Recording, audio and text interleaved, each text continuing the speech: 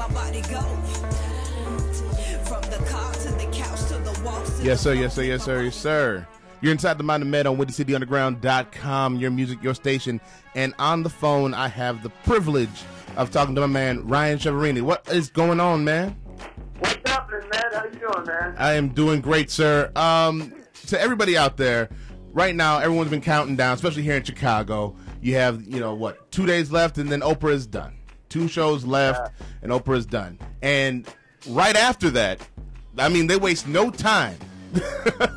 On May 26th, a new show will be hitting the airwaves here in Chicago. It's called Windy City Live, and Ryan Chiaverini is the new host of the show, along with Val Warner. Ryan, it's a pleasure to have you on the show, man. Yeah, thanks a lot. Yeah, we're really looking forward to it. Obviously, nobody's going to replace Oprah. She's probably the most successful person in the history of our business, but we're going to try to do something completely different. It's going to be more like a Regis and Kelly type morning show for Chicago. Okay. We're going to have a live studio audience. We're going to showcase some of Chicago's greatest people, and also some celebrities passing through, and bands and choirs and all kinds of different things. But we just really want to try to start a new tradition here. And obviously it's huge shoes to fill, and we know we're not going to live up to Oprah, but we're hoping just as that show evolved over 25 years, our show is going to evolve and continue to grow and get better and better. But I will tell you this, Ed, it is not going to be a small-time operation like a lot of people think. Right. This show, and you will see from the set on day one, I mean, this looks like $1 million set. It's not, we're not doing this on the cheap, so it's going to be a good show, I promise you that. What's the budget? There is no budget. Let's go. Yeah. I wish there was no budget. Right. But I will say Emily Barr, our general manager, is really putting, she's putting effort into this thing, and she believes in it, and she's a good person to have on your team when she wants to do something. She does it right, and that's why Channel 7 has been #1 for so many years. They don't Mickey Mouse things. They do it right. And they don't Mickey Mouse things, but they're owned by Disney. Yeah. No pun intended on the Mickey Mouse. Right. It's going to be a good show. I think it's going to be fun. We've been doing rehearsals all week, so we're itching to get going. Now, Ryan, it's been said that the search for the host of Windy City Live was like an American Idol-like process. How was the process for you going through that whole selection series? It was crazy. It really did feel. It actually kind of felt like The Bachelor because we all got together. I mean, there was like 500 people that wanted the gig, and then they kept going down, looking at dates, and it went down and down and down. And then once we got to the top 40, they flew people in from around the country, and we all met at the Wit, the hotel, and had a cocktail party, got to meet people because we were going to be auditioning together. They paired us male and female in the audition process. So you're trying to get to know the people you're going to audition with, and then the next day, it was on, And so it was kind of crazy. I mean, everybody asked me if I was nervous and things like that. But the thing is, I had a great gig. I was the weekend sports guy at Channel 7. Right. So I kind of went into it with nothing to lose attitude, thinking, hey, if I get it, great. If I don't, I still have a job. So right. It's kind of interesting. Some of the actors, struggling actors that were there in the audition process, it was probably a little more intense, nerve-wracking for them, trying to get their next gig. Right. Now, it ended up being you and Valerie Warner. Now, how well did you know Valerie before this? No, I didn't know her at all. Really? I didn't know her at all. That's what was crazy. I mean, I knew of her from the business, but I did not know her. So they paired us together. We had really good auditions together, and then they called me back that night, actually, and said they wanted to audition us again.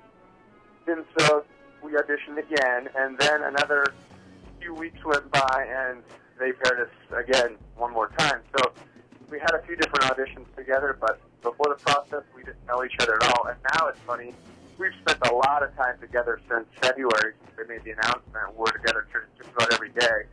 So now I feel like I've known her for 10 years. Right. I was about to ask you, how's it been like building a rapport with her?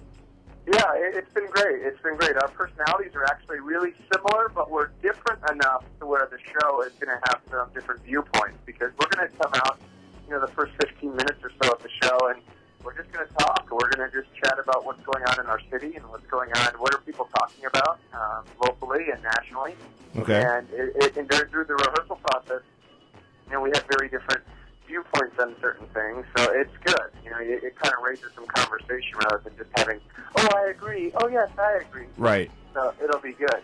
Now, Ryan, when it goes into this, you're building a show from the ground up. This is literally, you're starting from nothing and you're working your way to building this great show. And like you said, a great looking set. I've seen pictures of the set. I've seen a little video, behind the scene videos by Ro Khan of the set. It looks amazing. What's it been like building this show from the ground up? Well, it's special. It's special because I took some photos, you know, when that studio was empty, and you know they didn't just put us in a normal set. They really did this thing right. And watching it get built every day, kind of the set got a little bit more, you know, worked on, a little more polished every day. And you're going to get to see, if you watch the opening show at Thursday at 9 a.m., you're going to get to see the what's it called? The flash. What's it called? The time lapse. That's okay. What I'm trying to think of.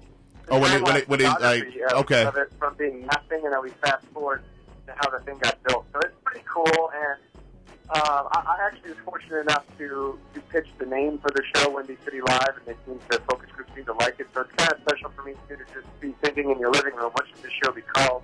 And now it's actually coming true. And now I'm starting to see the promos for the show. And they look great, by the way. What's that? I'm saying the promos have been looking great. A lot of people have been talking about them around here, and it's like, it's just the buzz is building right now. Yeah, it's exciting. It's exciting. I know we have some good celebrities coming up too. Minnie Driver's coming through town. She's going to be on our show. The Plain White Tees from Chicago, Jeff Garland, going to be making an appearance. Vince Vaughn's mother is going to be on our show, and she's going to land Vince for us. So we're going to definitely have some celeb appeal, but we also want to make sure that we're still keeping it local and that we're showcasing Chicago. Now, quickly, man, you know, criticism's going to come your way. You already know that. In the public eye, you're going to be replacing Oprah, and then you're going to be compared to Regis and Kelly. How do you deal with criticism, and what expectations are you putting on yourself? You know, you can't read it. You just can't read it. If you read that stuff, it'll kind of sit into your subconscious, and you just gotta let it go. I mean, I've been doing television for 11 years, despite how young I look. And, you know, as much praise as you get, you can't read that stuff too much either. Right. You know, there's been some really nice articles written about me over the years and about the show coming up, but the negative stuff you just can't. You got to kind of put blinders on, just keep moving forward, and know that we're putting out a good product, and we're going to keep getting better and better. And eventually, I think we're going to win people over. But sure, I mean, we're not replacing Oprah. We're not in her studio. It's not the Oprah show. We're doing two co-hosts. It's just that we get the unfortunate fate of taking her a complete legend and a right. time slot right. where people have been watching her. We look at it like we're replacing a time slot. Have we been replacing some infomercial that was on at 9 a.m.? Nobody would care. Everybody would welcome us with open arms, but there are going to be, you know, there's going to be some pushback because of Oprah. It's not like we're pushing her off the air. She's choosing to retire. Right. So, when people are negative about that, I'm like, you know, come on, guys. What do you want from me? You know, I one of those things. But like I said to the Sun-Times when they asked me that, you know, Derrick Rose didn't try to be Michael Jordan. Right. Derrick Rose just tried to be himself, and it looks like it's working out pretty well for him. So that's what we got to do. We got to go on the air and be ourselves and try to bring something different to the city. I love some of the things that Oprah did on her show, a lot of the things she did on her show, and we will try to do our own things that are nice for the city and, you know, giving back to people that deserve it, things like that. I love the philanthropic part of what Oprah did for so many years, and we would love to do some of that stuff. Right. Real quick on some of the contributors you got. Mark DiCarlo. Can you tell us a little bit about him, real quick? Yeah, he's actually one of the funniest guys you'll ever meet. There's actually a clip on my Facebook page, and I think it's on YouTube, of one of our rehearsals. You can just get a glimpse of how funny this guy is. About the end of the world. I saw that. And we're playing it a little bit right now. Yes, sir. It's hilarious. He's a very funny guy. Yes. And you know, that was all off the cuff at the last minute we just decided to do that. I mean, that was not even really pre-planned. We just wanted to see if we could do a live shot and pull it off and make sure technically we were good for a rehearsal. But he was just, you know, he's hilarious. I think he's going to really add something to the show. He'll be on 1 week per month. He's okay. from Downers Grove, but he makes his home on the West Coast, and he does a lot of different shows.